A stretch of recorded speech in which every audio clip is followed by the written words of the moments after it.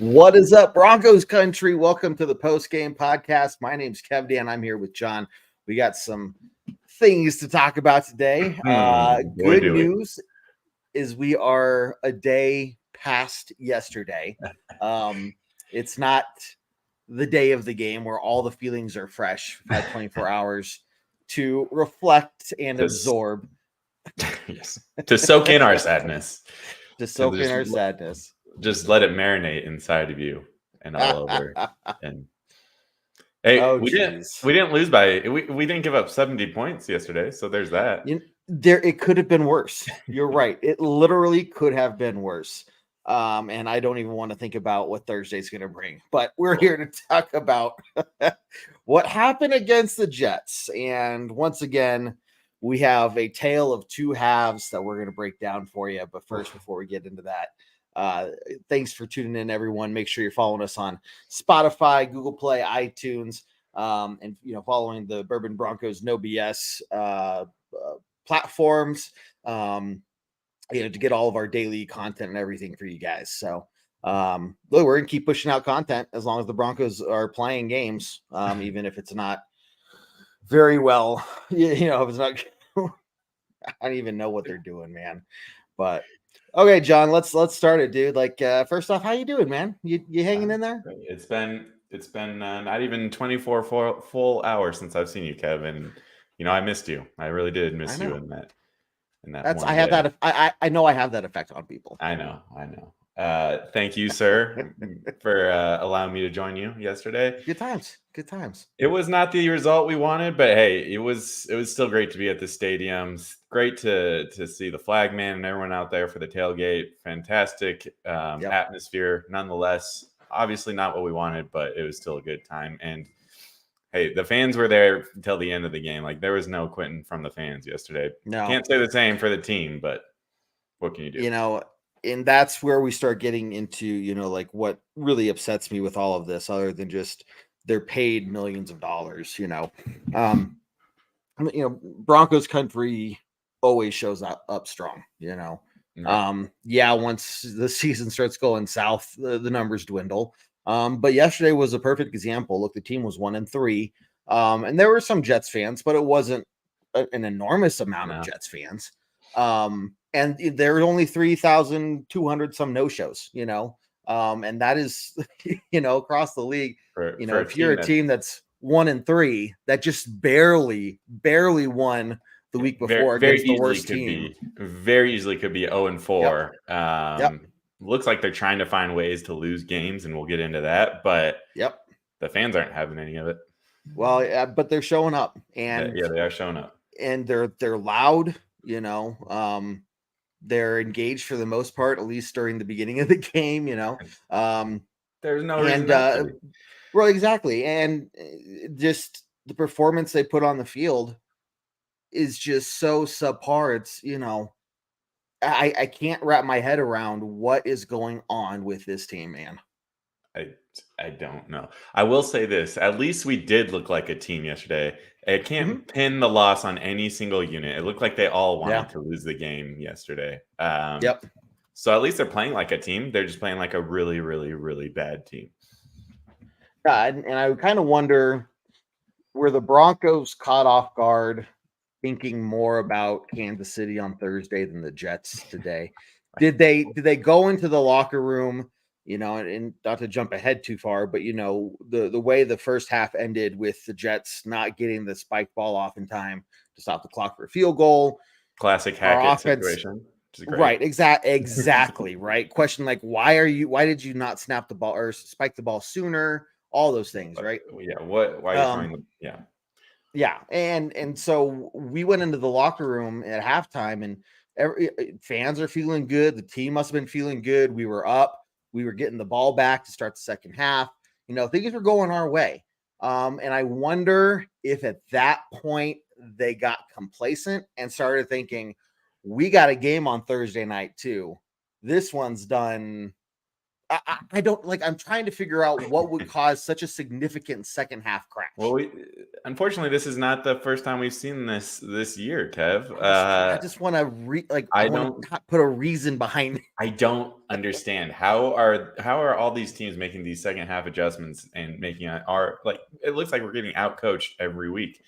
And this time it was on both sides of the ball. You can't put, like I said earlier, you can't pin all this on the defense. Not at all. To your question, though, I mean, it was only 13-8 at halftime, I believe. It's not like we were up 2 scores or anything like that. It kind of felt that way, but look, this team is not in a position where they can start looking ahead. I mean, it's not like we're the Buffalo Bills, the Chiefs that, can look ahead in their schedule, even though that every team says they don't do that. But we should have lost to the Bears. Let's put it this way. We should have been 0-4 going into that game. And it was another situation where it was a winnable game that I really feel like we got out-coached, outplayed in the second half, and ultimately lost by 10 points. Interesting thing Sean Payton said in the post-game press conference was, how, he recognized that he essentially gave up on the game plan, and how he recognized that was, something that he basically said that was on him. And I'm kind of like, yeah, but you have all this experience. Like, you should have recognized that in the moment, And so now I'm questioning, where is this dysfunction? Like, I want to believe that Sean Payton is the Rock, Right. Everything around him is chaos right now because that's what he's inherited. But I want to believe that he's the one with the sound head on his shoulders and is trying to drive the train in the right direction. But then he says things like that, and I'm like, are you frigging taking us in the right direction? If and it's not like the game was out of hand. It's not like the game was out of hand. No. So why would you give up on, and try to totally throw things out that, I just don't get it. Yeah, he made the comment that we got one-dimensional. It's like, we're winning the game. There's no reason to get one-dimensional. How does that even happen? So frustrating that second half. And he took the blame. Like, okay, great, that's awesome. You're saying it's on you, but right. I don't care if we keep losing how much blame you're going to take. Like, exactly. No, I feel Well, let's rewind here and kind of go back to what we normally do. And right before the game started, we're walking into the stadium and reflect on how we were feeling and everything. So, John, what's your take on that? Well, my first game this year, which was awesome. That screen is ginormous. If anyone hasn't been to a game yet, that screen is huge. That was cool. It was. Walking in, though, it did feel like, hey, we just beat the Bears. Let's see if we're going to carry over that momentum. Yeah, it was an ugly game, but this is without Aaron Rodgers, at least a team that should be a team that we could at least potentially beat. Exactly. Yes, they played good against the Chiefs, but I don't know. The Chiefs haven't exactly been themselves this year either. So I don't know. It just felt like it was going to be a potential. I wanted to see the momentum carry. Let's put it that way. Exactly. I think that was a very reasonable request, right? Like, we didn't think we were going to go out there and score a touchdown on every single drive, or this team still has problems and issues that they're working on, right? But this should have been a game that they could have really not only moved forward and continued that momentum, but built some confidence off of this too, right? Hey, that Bears game wasn't a fluke. We are as good as how we ended that Bears game. We laid it out here in the, against the Jets at home. We got our first win at home now. And now we're going to Kansas City on a Thursday night feeling good about ourselves. Right. And again, we'll get to it, but we saw that in the first half, right? We saw the offense go out there, and once again, opening drive touchdown, Which, God, that feels so good. And it gives you so much hope going into the game when you're doing that every single time. It's like, let's continue. Let's go. And our defense in the first half played very good. It was night and day from what we've seen the rest of the season. 3 and out on the first drive. And then that's when the mistakes did start right away with the fumble, Mims punt return from Mims. Hate to see that from him. I mean, he's been having a great year as a rookie, but so that's not good for his confidence. But even taking that into account, we hold them, we force them into a field goal instead of a touchdown. Like, that's great to see from our defense. They That's go what out you there wanna see from again, them. their third drive, our third defensive drive, I guess you'd say. Yeah. We stop them again. Like, Yeah. defense played great that first half, and it should have been a higher score on our end going into halftime as well. Yep. Totally agree. We got into positions, where we're in the red zone twice, and we ended up kicking field goals, and it's like we got deep into their half, and we couldn't get those touchdowns. I think that was killer for us. That could have changed the whole thing going into halftime with a multiple score lead as opposed to just 5 points. So it's misfortunate, but at least we were still scoring. And then the second half, I mean, I don't know what they said at halftime. Yeah, but those, it was so good to see us, focusing on the offense first.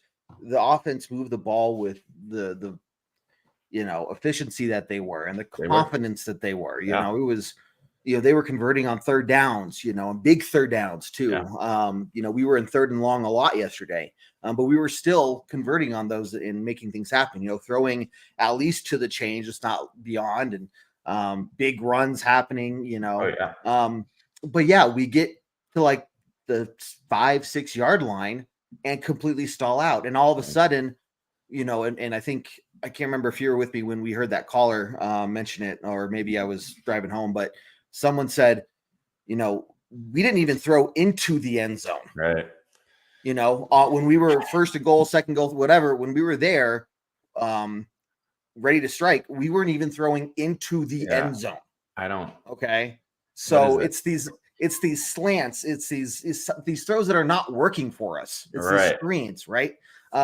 They're not working for us, and we're there on the 5-6 yard line. Everything else has been working, and now we're gonna try this, and it doesn't work over and over and over again. Yeah. Dude, try to put the ball in the end zone. Yeah. Get it to one of your playmakers, get it to Cortland Sutton, at least throw a 50-50 ball. You have a 50-50 chance there, man. Yeah. But you're not even doing that. So yeah, that's where I go back to Sean Payne again. I'm like, are you really? Which we saw the first 4 games, we saw them throwing into the end zone. I can think of a handful of Sutton plays where Russ extends the play and it's just like beautiful. And I don't know. We didn't see that yesterday. I don't not at all. A lot of these screen passes to the wide receivers that just are not working for us. We said it last week, and we saw more of it yesterday. Mm-hmm. Yeah, and it's just, dude, this happened the year before, and the year before that. I remember talking about how we have been able to do screen passes as a team effectively for years, and we keep saying, why are they doing? So here we are again with a new coaching staff that keeps trying it, and it just doesn't work at all anytime. But the fact that we can get the ball to the 5-6 yard line down there within the 10 and then just totally stall out is just so disheartening, because you are leaving so many points on the board. And then, your offense should put you in a position so that when mistakes happen, when those blunders happen, like you give up a safety early in the game and you have that muffed punt that's recovered and you hold them to a field goal, because it's 5 points, but that shouldn't be too big of a deal because you've gotten 2 or 3 touchdowns. You know what I mean? But we couldn't capitalize on it, man. Right. And I'd be curious what his average yardage throw was for Russ, because it seems like, he's efficient, but it's all these short passes, and we didn't have one deep ball to Mims, I don't think. Nope. He only had 4 yards. I know that. One catch for 4 yards. Mm-hmm. Well, I mean, our leading receiver was Pirine with 73 yards. So, I mean, where are our wide receivers? I've been calling for that, man. Yeah. And to be honest, I haven't gone back and looked at any replays or anything. Part of the problem you don't want to relive that I don't want to relive that to begin with moment in your life. But I know what the foundation of the problem is, and that's we weren't giving Russ any sufficient protection. Yeah. He was having at least one opposing player get in his face 2 seconds after the snap. Like he didn't have time for those plays to develop. And I was thinking fourth quarter, I'm like, we haven't seen any deep balls today. We haven't seen any of that today. And it makes sense because there's no time for that to develop. Yeah. Right. So the offensive line totally failed them there. But it only got worse. But then it goes to the wide receivers of, but you're still not getting open, because I remember looking out on the field too, and I'm like, well, it didn't seem like anyone was open either. So Russ is doing what he can to protect the football, but he has no time to see anything to make it happen. Yeah, but it also goes back to why are we going one-dimensional, which we already talked about. If they know we're going to pass on every play, then they're going to bring the pressure and they're going to make us pay for it, and they did. Yeah. Man, that's rough. Yep, it was. So look, it wasn't a clean first half by any means, but we did 95% of the work it needed to put us in a position to win. Yeah, it felt we could not capitalize on those going into those halftime final plays. Yeah, going into halftime, it felt like we were farther ahead than we really were. I mean, only 5 points up. Exactly. It really felt like this game was in our hands. We're going to continue to dominate. Nothing surprises me this year. For some reason, we're a totally different team at different points in the game. Last week, it was the first half. This week, and most games, it's been the second half. And just coming out of halftime and going 3 and out, like 5 drives in a row. Well, 4 drives, and then fumbling on the second play of one of those drives. So it's just, I don't get what are they saying in the locker room, Kevin? No, I don't know. And I don't know what else to say about the first half, because there were so many good things. Yeah, there were mistakes, but they're human. Things are going to happen. Mims is a rookie. He looks like, holy crap. Yeah. He is 8 yards of carry. We abandoned him, but 8 yards of carry. Getting that touchdown to what, 3 weeks in a row? At least 2 weeks in a row, scoring a touchdown. He's a difference maker when he gets the ball. And he's like one of those guys, he makes one guy miss, and now he's in the open field, and he's gone. It's fun to watch. He is fun to watch. Exactly. I don't know what's happening in the locker room, because when things are working so well in the first half, I know obviously the Jets made adjustments, but we're allowed to make adjustments too. We're allowed to make adjustments to their adjustments. So there must be some rule we aren't aware of that we're just not allowed to make adjustments. Or it must be. We can only make wrong adjustments. Maybe. Yep. So we go out after halftime, we go 3 and out. Okay, that sucks. They made adjustments, but we now maybe see what they're doing differently. Next drive should be better. We go 3 and out again. Okay, same thing, but now they've got to figure it out, right? 3 and out again. Okay, they're not even trying at this point. There's no discussion going on. Maybe we should do something different. Let's go do that again, and it fails. And then they do things like we get that fumble recovery, and 2 plays later, we fumble the ball back on a jet sweep. Just move the ball double down reverse the field. situation. Yeah, double reverse, whatever it was. Just move the ball down the field. Why are we doing it? Just stop, and nothing's been working on the offense up to this point. Why don't we just get some good momentum, get some positive yardage, get some first downs? That's too much. Get the defense on their, on their toes. Then maybe we can do something fancy, or not even fancy, just mildly, above easy, But I don't know, man. Everything fell apart, and I still think there's something in there. The team expects it. They're like, here we go again, and they just can't get out of their own heads at the end of the day. They can't get out of their own way. The penalties, the mistakes, the constant, and whether it's coming from the players and or the coaches, not being able to really analyze what's going on in the field and make real-time adjustments. Yeah. Minus 18 yards coming out of halftime in the next 5 drives. That nothing worked, and nothing was changed. 18. Nothing was changed during those drives.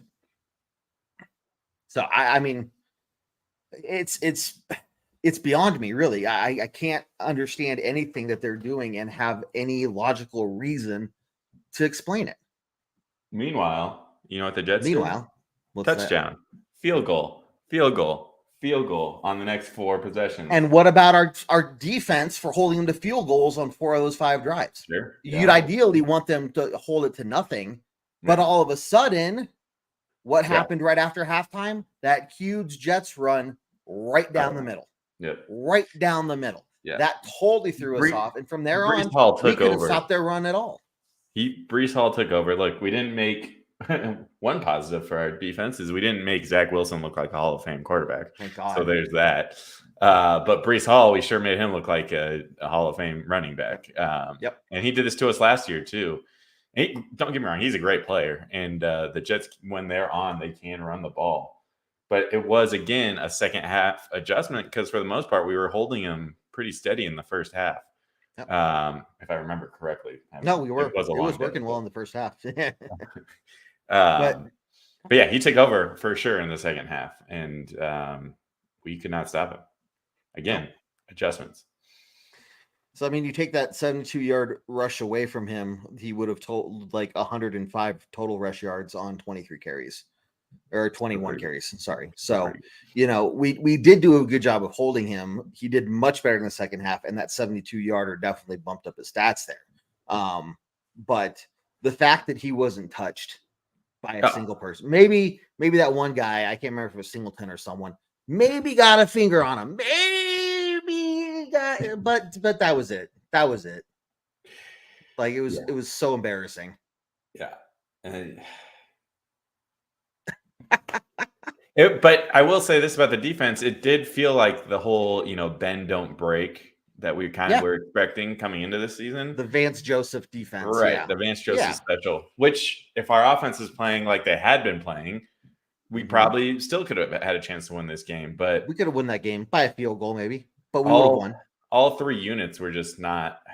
I mean, this was, I'll say, the best defensive game. That's not really saying anything at all. No, for how we played the first 4 weeks. Like, historically, one of the worst defenses through 4 games to start the year. So maybe there's something there to build on. Nick Benito, 2 sacks. I think they both came in the first half. Correct me if I'm wrong on that. But, that's back-to-back weeks where he's getting multiple sacks in the game. So that's something positive to look for. Surtain getting an interception, like very key interception that put us in a position to potentially win the game, if not tie it. And then we all know what happened on that final drive for the Broncos. Yeah. Nah, it's almost, just becoming a repetitive thing at this point, week in and week out. Talking about the team giving up on themselves, we didn't see that last week.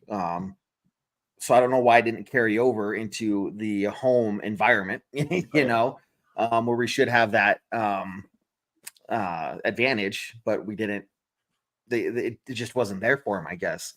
So this team just has to figure out how to play a full game. And I'm not asking for them to play amazing. I'm not asking for top 10 play. I'm just talking about maybe C-, like a little below average, but do it consistently.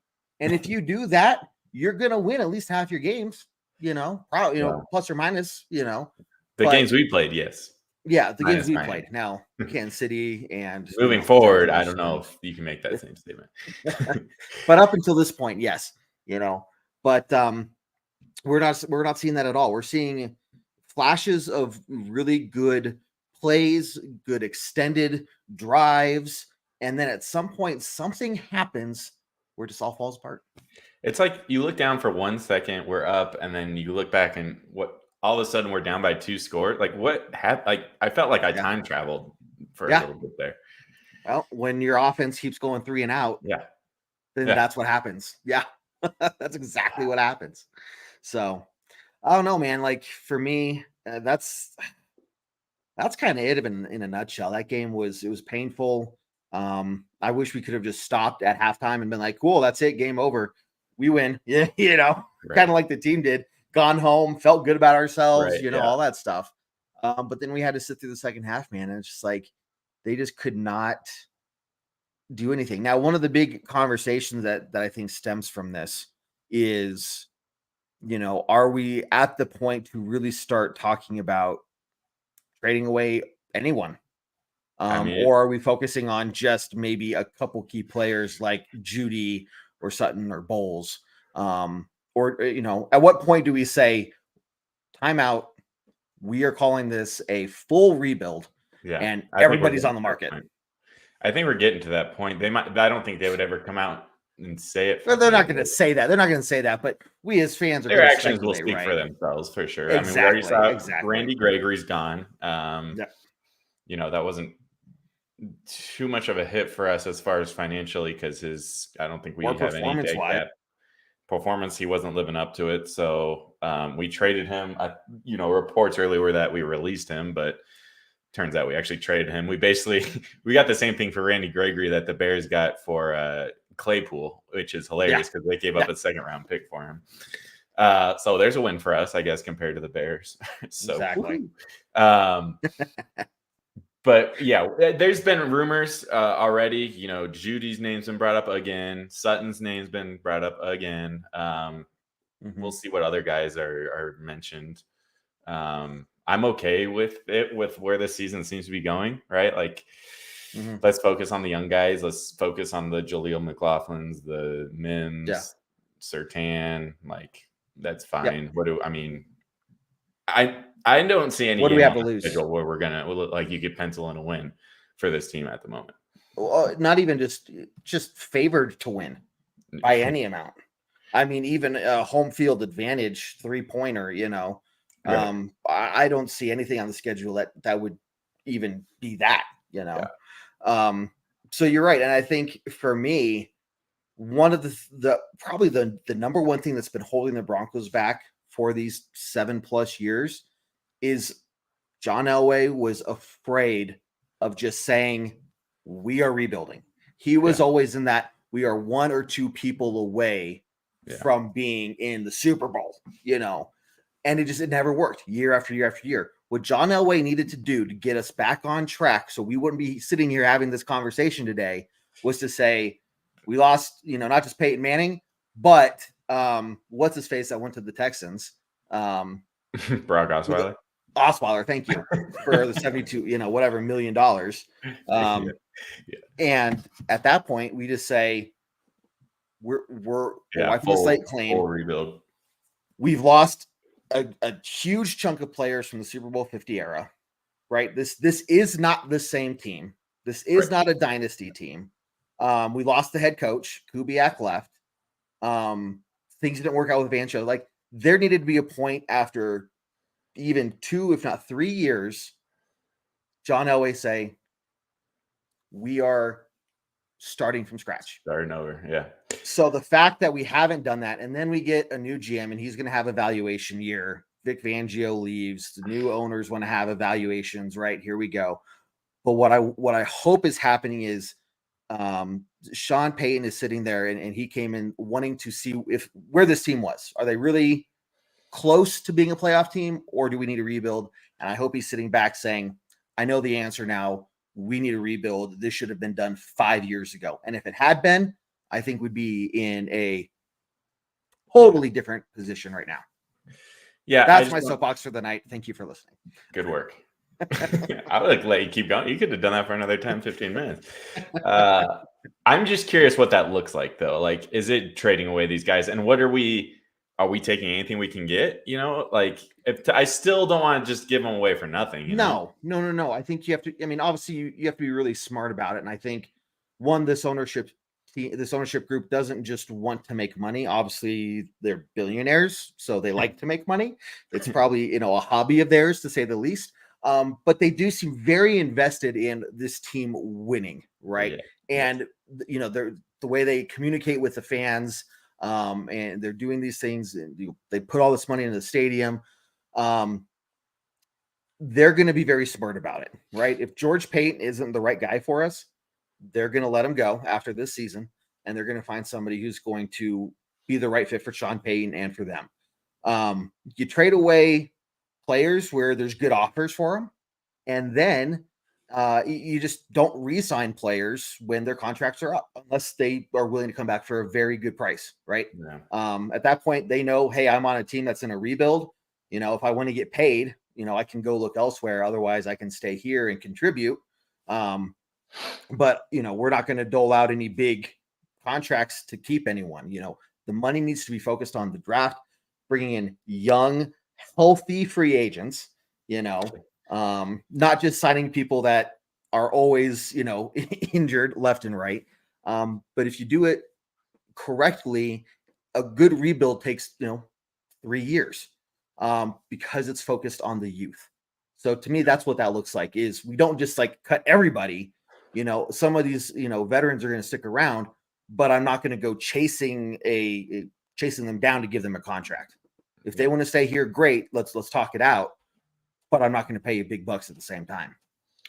Yeah, I mean, the next 3 weeks are going to be very telling.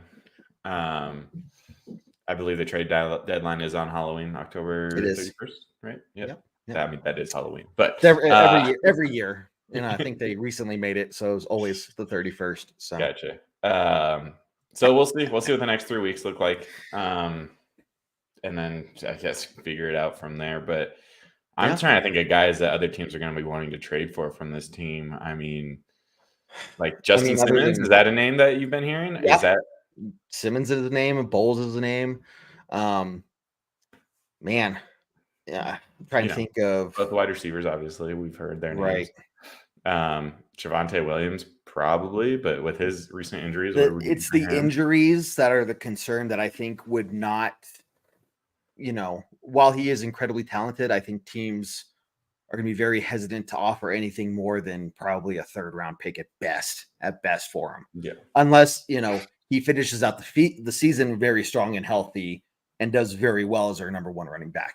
Then, okay, we'd be talking about, a good, strong 2nd round pick for him probably. So I don't know if because he is part of the younger group there. Yeah, I mean, I don't want to. I would want to keep him. Yeah. But when you're looking at a rebuild, I think, he would be on the table. And if someone's, if another bad team with a really high 2nd round draft pick is willing to offer that, that's probably something to that's at least something to discuss and consider. For sure. I just don't see that happening from other teams when running backs are very clearly not valued in this league at the moment. Another guy like Dulcich, right? Talented, injury issue now, but he's in his 2nd year. Like, again, he's that youth movement that we don't want to get rid of anyways. Yeah. I think Judy is an interesting one because he's in his 5th year now. So he's still young, right? But he's going to be on a new contract next year. Like, we're going to have to pay him 11, 12 million, something like that. I don't know. Somewhere in that area for sure. I mean, he hasn't done enough to get one of those like top 10 wide receiver type monies. He's going to think he did, but he hasn't. I don't know if he's going to think he did. I mean, if you look at the stats alone, you have to say, I think you're not getting a big payday at this, unless the rest of the season looks totally different. Yeah, I don't know, man. What about, I hate to say this name. What about Pat Surtain, man? We can't. He's arguably our best player, and he's young, and he's on a rookie contract. Like, what? I know. What are we gonna do with that? Get another? If you're looking at the players on this team that we could get a 1st rounder for, yes, 100%. Who are they? Yeah, he is. PS2, him, right? I don't know if teams are giving up a 1st round pick for Justin Simmons. The argument is, and I don't agree with this. Okay, the argument is, if we're in a full-on rebuild and we want to trade him away to a team that's going to have a pretty high 1st round pick, well, do we want to get, maybe we get another 1st round in it for another year or 2nd round or something, like what else can we tack onto that? But, do we get 2 or 3? Do we get 2 or 3 players or, keep him? You're talking about one of the best players at his position in the league. I know. What are we going to do? Go out and draft another 1st round cornerback to hopefully be better than him? Like, I don't know, man. Like, but teams are going to call, and I think they're going to consider it. As well. They should. Like, I would be calling. Yeah. And I think they're going to consider it if we're at that point, right? Yeah. So the conversation goes back to: are we at that point? That's like that might be the only player that I would be really frustrated with trading away. Yeah. But again, that's the only player you're going to get a 1st round pick for. It's true. Yep. So the argument's there for both sides. I would not want to see. I want to, because he is young, because he's on that rookie contract, build a defense, a secondary around him. Get some trade value out of all these other guys to include Justin Simmons. Guess what? If you get 2nd round picks, 3rd round picks, you can package those together to then trade up for a 1st round pick. So you don't have to do it one way. In reality, I mean, for Surtain, you should be getting more than a first round pick for a guy Oh, like for that. sure, for I mean, sure. you should be getting a first, a third, something. I don't know. Yeah. Agreed. I don't But want. I don't want to play this game the anymore. good thing is, I do believe we're not going to just let him go for scraps. Yeah. If we trade him away, it's because it's a very good deal for us. And it's going to benefit us in the long run. And people are going to be very upset. But that's don't be wrong, I'll be upset too. But if it does work out, then it'll be worth it, right? Sure. Yes, you are correct. But now we're playing the But crystal how ball game. many moves have we made over the past 7 years that have paid off? Yeah. 3 weeks. We have 3 weeks with this trade deadline coming up. So, and then we won't talk about it again for the rest of the season. So yeah, and then we'll talk about who we're trading in the offseason. Before I see if you have any questions or topics, John, last one I really had. One thing that's just going around is that it's time to bench Wilson and start Stranad. What do you think? I just don't. It's not like our backup is a developmental guy. I don't think, right? Like, it's not like we drafted him like he's a 5th round, 4th round quarterback that we drafted. Like, let's see what we have. He's not going to be a starter. He is not a starting quarterback in the NFL. Future at the quarterback position. Zach Wilson is a better quarterback than him. And that says something. Okay. Yeah. I would rather have Zach Wilson out there than Justin Stranad as a, in the situation that the Jets are in. Okay. All right. I don't know if I feel that way. Okay. I don't know if I want Zach Wilson. I don't want either of them as my starter. At least Zach Wilson was drafted to be a developmental guy to become grow into a starter. Very highly. Wasn't he the first overall pick? It didn't work. Yeah. I mean, it didn't work, but at least he, has some more of those skill sets than Justin Stranad did, who I didn't even know existed before. Hey, he won some games for the Raiders last year, which is not an easy. Well, he's the Raiders. So I still don't think that Russ is the problem this year, though. Yes, yesterday was his worst game by all metrics. You can't take that fumble to end the game. Like, you got to protect the ball. He was not on his. It might not have been the right play calling, but he still wasn't making the plays happen. He did rush for a lot of yards. That was good of him. I think he was our second leading rusher, if I saw that correctly. It's not. I mean, I just don't see the benefit of benching Russ. Yeah. Now, if we had played how he did last year in the first 5 games, sure. That's might as well just see what else we have. But the offense up until yesterday was not the main problem for this team. No. And it goes back to, for me, it doesn't matter who you throw in the backfield or behind our offensive line right now. The way they played yesterday, it wasn't going to matter.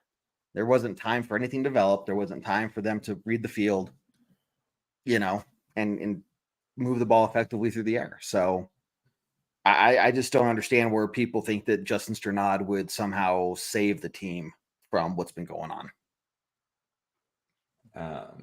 Stranad plays defense, by the way. Oh, not Stranad. Whoever our backup quarterback is, it might as well be. You Stranad. Don't even know who he is, and you out there the guy, and you don't even know his name. I don't know. God. I'm just gonna watch you figure this out. It does start with an Let's S. see. And I'm drawing a blank. Yeah, too. Stidham. No, that's what I said was Stidham. Yeah, play the tape. Go back and listen. It says Stidham. Isn't it Jason? No. Jarrett. It's Jarrett. God, you don't even know his name. I was drawing a blank too. I was just how terrible. But you were the one saying it. So again, what is the point of starting a guy? Cut that. Yeah. No, it doesn't make sense to me. Let's see what we have in our backup. He's not going to be our future. We said it. Yep. I think we beat that horse to death. It's even starting to smell at this point. Yeah, man. What other thoughts? I will say, I think people just want to blame Russ after last year and after. It's easy to blame Russ. It's easy to blame. It's easy him. to blame the quarterback. At what point, though, do we start blaming Sean Payton? Though, I mean, that's what people are trying to say. If this team goes 1-16, which seems like a very real possibility today than it did to start the season, I mean, he gets some grace because he's got that experience, but I don't know how. I mean, if we were firing Hackett after a 5-win season, I'm not arguing that we need to start talking about, firing Sean Payton, but right. I think a lot of his goodwill goes away very quickly if this continues. Well, the question is, why did we trade away a first-round pick for this guy? Well, at the time, it seemed like a great deal to me, but I wasn't expecting this performance. I am still incredibly far away from even considering Sean Payton to be on a hot seat. I know people. Yeah. I mean, I've seen posts today, people talking about should he be on the hot seat? He should. He's doing this, that. Everything's nothing's going right. Yeah, I mean, we made this trade for him, all that stuff, and yeah, I agree. All valid arguments. But let's give this some time. We've had so much turnover with this team, and that is such a big part of why things have been the way that they are. We need Sean Payton is the guy, if you pick any guy, to be patient with. Right? If you're telling me, hey, be patient with Sean or with Hackett, I'd be like, no. Yeah, why? No, we're done. What has he done to prove that, if we're patient with him, that this is going to turn around? Same thing with Vance Joseph, Vic Fangio, all those guys. But with Sean Payton, we can look at his history. We can look and say he has the experience. He knows how to win at that really high level and get to the Super Bowl and win the Super Bowl. This is the guy that I'm going to be patient with. 3 years from now, if we're still having this conversation, I'm going to be beyond done. Right. Yeah. But it's going to take me a long time to get to the point where I'm even considering is this something we need to talk about? But it is something that people are considering, and the conversation is there because it's warranted, to be honest with you. It is warranted. The performance we've seen on the field is warranted. I think if there's going to be one person to rally around and say, okay, this guy's going to be part of our rebuild, it's going to be Sean Payton, obviously. Yeah. For a while there, it felt like George Payton was making the right moves, years ago. And then, that started to fizzle out. Obviously, there was Elway for the longest time, with his taking us back to a Super Bowl, all that stuff. Yep. So at the moment, it feels like Sean Payton is the guy that, just the next guy that we're like, yes, he's going to be the one that's going to do it. Yeah. Probably not this year at this point, but, moving forward, we have to have someone. Yeah. And this goes to let's see what they do after the bye week. How they respond to that. It'll be interesting to see what happens Thursday night, and we'll get into that on tomorrow night's show, Tuesday nights. For those who are listening, Bourbon Broncos No BS Tuesday nights at 7 p.m. Mountain Time, streaming on YouTube, Facebook, Twitter, but mostly YouTube, because that's where you would want to watch us for the most fun, I guess. I don't know. But yeah, so check us out. We'll break down. Yeah, I'm having a great time. It's always fun hanging out with you. I was thinking about that. I was like, I'd still rather be talking about the Broncos than pretty much exactly. Where we're at. It's better than the off season. So, but we're gonna be here no matter what. So make sure you guys check out our content, subscribe, and like us on YouTube as well. And that way you can be notified when we post our daily videos and everything for you guys. So check us out there. But we're also going to be breaking down, what to expect for the upcoming game on Thursday against the Chiefs. Very quick turnaround for the team. Probably going to fly out, I'm assuming, Wednesday night, if not Thursday morning. But they have to bounce back quickly. The problem that I'm seeing is this: are we going to get slaughtered, or are we going to show up and just decide off the gate, right out the gate, we are not going to embarrass ourselves tonight? Yeah. So which is going to be? Yeah, and it felt like it was like just those handful of plays that really made the difference in this game. Those turnovers. This is what this was brought up in his interview post game. When we lost the Dolphins the way that we did, he wished that we had a short week that week just to get the next game going. He said it again yesterday. We need to go out there and play. Now, I wish it wasn't the Chiefs that we were going up against right away, but can we play the Bears again? Right? Yeah. I mean, it's going to be a short week for them as well. They're going to be at home, so that's going to help them more than us, obviously. But he keeps saying those type of things. It's like, let's get this in the rearview mirror.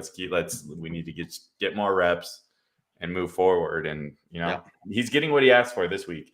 And I'll tell you what, going into that Dolphins game, I wasn't expecting much. And I have having the same feelings going into this one of, can we not break records hey, look, I don't know of any record. I think I heard one record that was broken for the Jets in this last game, but it was like a weird, yeah. I don't know. It wasn't like Zach Wilson went out there and completed his first 20 passes type of thing. Right. I don't think he completed his first pass, so that's a win for that defense right there. The first or second. Yeah, it was really early on. It was really that was good to get that out of the way. Early, it was like, by the way. Okay, good. Yes. Okay. But yeah, if we're looking at another, 50-point game, like 70-point game for the Chiefs, oh my God. At least we'll have 10 days to really get over that. Yep. And I think the players will need a time to take a step back too. It'll be good for them to get away. And that's, again, that opportunity of like a mini bye week, are there going to be adjustments made then? Maybe that's when we see more trades happening. Maybe there's fire. Maybe a certain coordinator. Yeah. I mean, the one thing I could say that he has in his favor today is that his defense was a lot better yesterday than it was in the first four. It still wasn't great. Don't get me wrong. I'm not saying that we're back to the defense of old, but I don't think they are the complete reason we lost this game, which there were a few games earlier this year that I did feel that way. I would say that if the defense is at least a good portion for why we lose on Thursday night, you can expect some news. You think so? I think so. You think so? Look, if I'm Sean Payton, at some point I got to send a message that yes, changes are happening. Yes, people are being held accountable. Yes, this is not acceptable. Yes, we are, no, we are not throwing in the towel yet, but to keep him just tells me they're saying we're washing the season and we'll let him go at the end of the year. Yeah. Cool. We'll go that's out. What that's going to tell me. We'll go out and get that first round pick or that first overall pick by ourselves. We don't need to tank. We can just do it naturally. Exactly. And that's really what it feels like right now. Yeah. I don't want to start having the conversations of tanking. Everyone's talking about it. I don't think that's in Sean Payton's DNA. I've said that before on this show, but I don't think it needs to be in his DNA the way we're playing. Like we're just going to do it. We're just doing it ourselves. All by ourselves. Yeah. Jeez. So, but the more games that we have like yesterday, the more we're going to hear about the tanking and talking about Caleb Williams, which, we're probably not a quarterback away right now from being competitive. No. Especially with what we just talked about with Russ. So, nope. We'll have that conversation down the road. Likely. Yeah. I'd rather not, but we will. We will. For sure.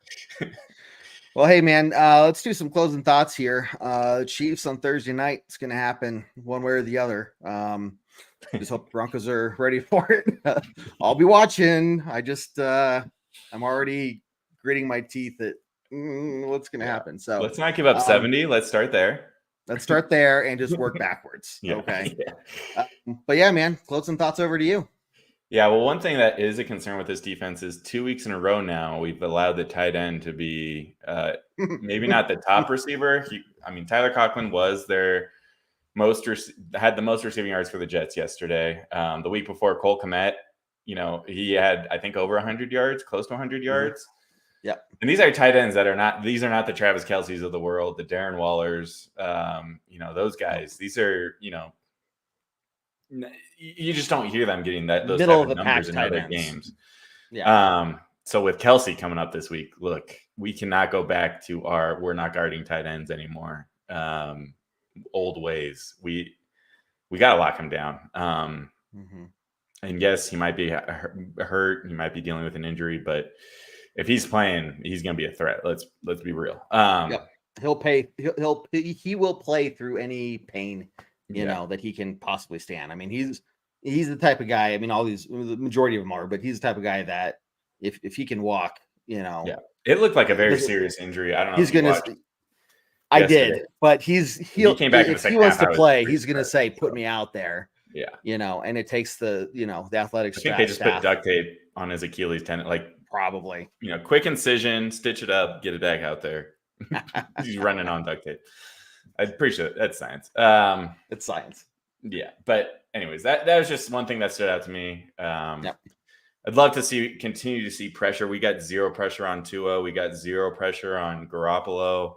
Mm-hmm. We need to keep that up against good teams, not just the bad teams. So Benito, would love to see him continue. Jonathan Cooper, would love to see some sacks out of him. So it's going to be, and if we aren't getting that stuff, it's going to be a rough Thursday night. Yes, it will be. Look, I will say, I'm glad we're not playing this in December in Kansas City, because that's what we typically do, and that's never fun. So at least we're getting the Kansas City home game out of the way early. Put it behind us. Put that in the rearview mirror. Hopefully it's a W and not an L. But we could win. We could win. Any game day. We never almost beat them last year in December. We came back from like a 28-point deficit and almost won. So yeah. So, I feel like every year we're like happen. We're close to being the Chiefs every year, and then we are at least once a year. They haven't blown us out twice every year.